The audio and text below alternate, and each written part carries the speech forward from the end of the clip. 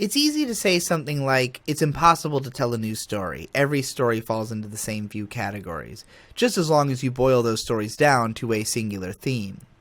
This becomes challenging when you're trying to describe something like, say, the holistic story of the Toho franchise. I don't believe you could possibly boil that narrative down to a singularity which would please anyone besides yourself. Toho can't be boiled down to a concrete theme because its world is inherently dysfunctional. The living inhabitants of Gensokyo are not bound by causality.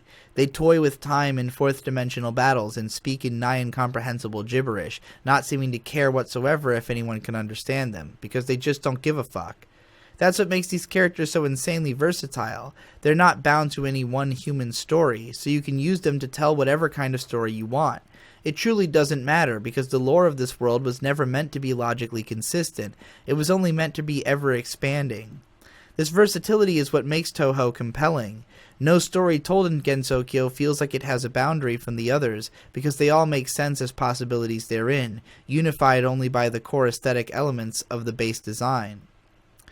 We tend to view effective storytelling as the well-executed synthesis of a work's singular theme and the sporadic elements chosen to describe it.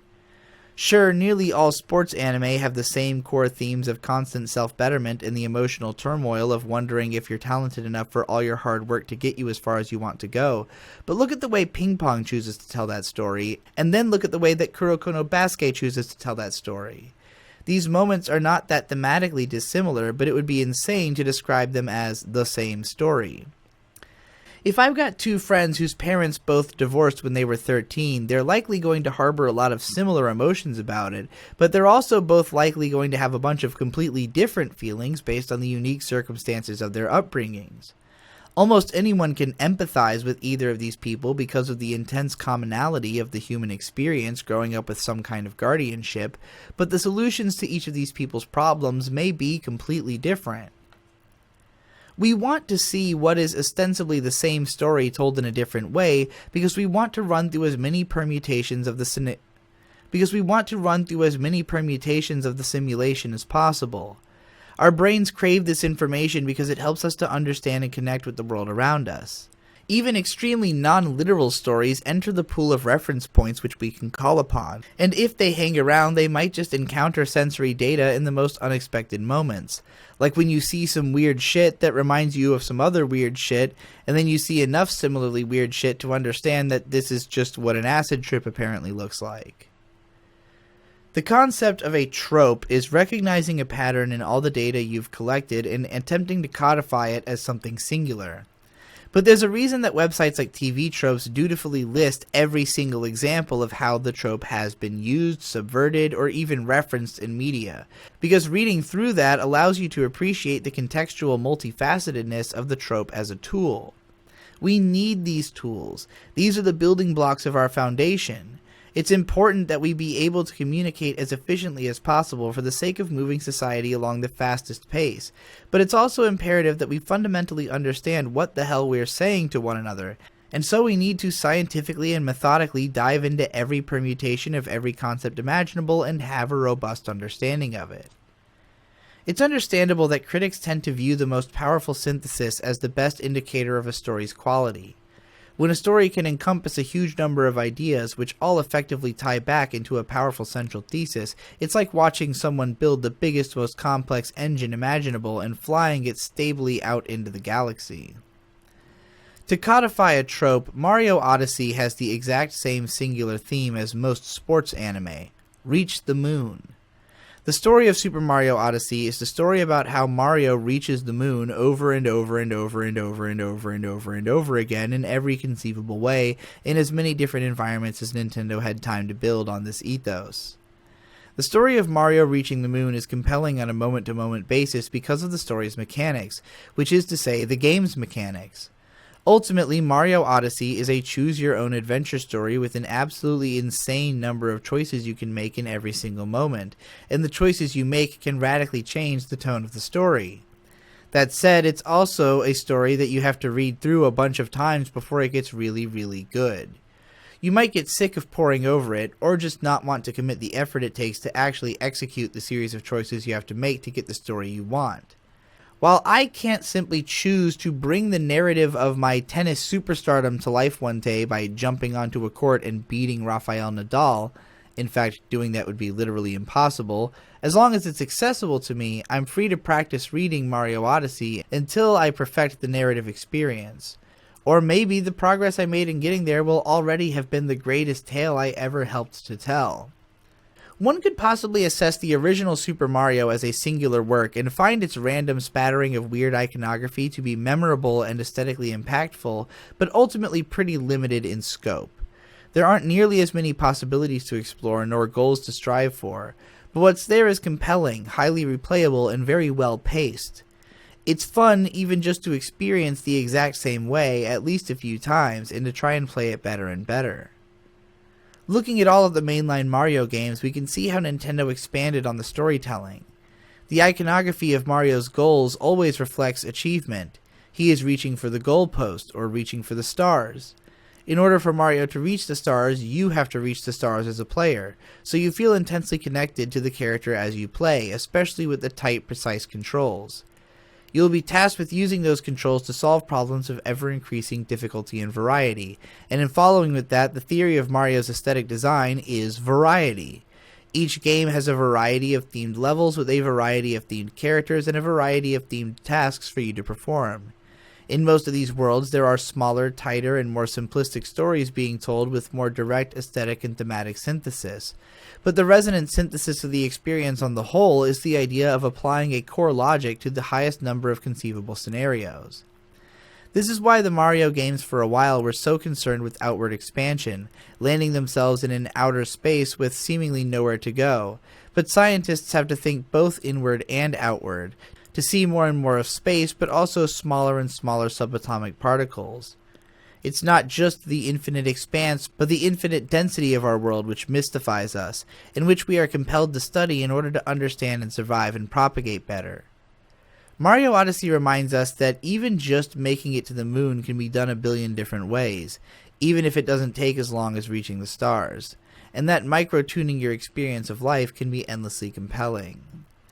It's even more interesting still, though, to look at Mario as a whole franchise beyond just the core games, because as we do so, it becomes clear that Mario 2 is ultimately like Toho. After all, Mario Party isn't a game about going to the moon or the stars, it's just a game about hanging out with your friends. The sum of even just this and Mario Odyssey, disregarding any other installment, is a franchise best described as video games featuring Mario iconography. This doesn't weaken the overall story of Mario. As epic as I'm sure we'd all think it was if some huge multimedia franchise were to tell a Homestuck-esque piece of massively ergodic literature with everything satisfyingly tying back to the singular central narrative, there will always be limits to the scope of what a story like that can do, while Mario, like Toho, is limitless so long as it invokes the central iconography. You can be cynical about this and just say that it's basically pointless. Mario is just a comforting brand used to market unlike products whose success is based on Nintendo's quality control ensuring most of those games are actually fun to play. I'd argue there's a lot more implied by the Mario brand, like a certain level of accessibility, but I don't even need that to attack this pointless straw man because the truth is that I don't think these games would sell so well if there was no meaning to the Mario iconography in and of itself. It probably isn't inherent to the attributes of their designs. It's almost certainly the product of Mario's place in history more than anything, but it's not simply the comfort of nostalgia. It's the power of Mario as a symbol. Mario is the most iconic video game character of all time, and it's entirely the result of the stories that he's been featured in having been so goddamn compelling that they defined a ridiculously massive portion of gaming history. If you want to talk about boiling everything down to a trope, there's a whole fuckload of video games that you can boil down to just being Mario. But because Mario eventually became about the wholesale embrace of the endless storytelling possibilities of the core mechanics, every other story is going to boil down to just being their own specific take on Mario, whether it takes a similar approach like A Hat in Time of just throwing every possible idea at the core mechanics, or a more focused approach with a much more specific story to tell, like Ori and the Blind Forest. Mario games may belong to different genres, but they never seek to embody them. Instead, they seek to create a Mario version of them, so that players can enjoy a story in those genres through the lens of how the most iconic cast of video game characters ever is going to experience them. I know that sounds kind of hokey and pretentious, and I'm sure there's kids who love these games with no prior knowledge of Mario because the iconography has been so transcendentally appealing across generations. But the bottom line is that people are drawn to Mario either because they like his steez or they know his reputation, and so they are drawn to his games. And since the stories told in those games are always compelling, they continue to return to them. Super Smash Bros. Offers one of the most fascinating lenses into the possibilities of video game storytelling. It was designed to create as many unique and wholly distinctive moment-to-moment stories as possible through the chaos which we tend to describe as party game elements, and I think these are unfairly maligned. Countless hilarious stories have been told through great party games, and we all probably have some great memories with them that we return to just as often as some of our favorite memorable cutscenes or gameplay moments. But the fact of the matter is that the system Smash is built upon can be used to tell a ridiculous number of specific narratives. But when those narratives are driven by randomness, they can never be given a strong sense of direction by the player's participation. Meanwhile, competitive Smash play with an extremely limited pool of available options has propelled some of the most complex and compelling sports narratives of the past 2 decades, and those stories are told by the cooperation of players and mechanics. This is why it's so depressing to fans of competitive Smash that the creators are so ambivalent to those kinds of co-managed experiences, which can't appeal to as many players. It's understandable that Smash wants to focus on delivering a higher breadth of unique experiences to the most players possible, but the unpredictable specific narrative told in its competitive scene is a classical epic entirely on its own. In the evolving world marketplace, I think it's integral that we expand our understanding of storytelling. We need to appreciate that audiences don't simply resonate with well-crafted stories. Some resonate more strongly with singular themes, and some resonate more with the incredibly specific threads that tangle down from those themes in front of their faces. Everyone's got different buttons to press and is compelled by deeper forces than they realize. If you want to compel them, think not about how to make a good story, think about how to be compelling.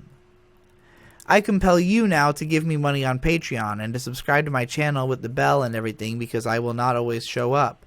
Listen to the first 2 volumes of my light novel and expect an eventual physical release. Thanks again for watching, and I'll see you in the next one.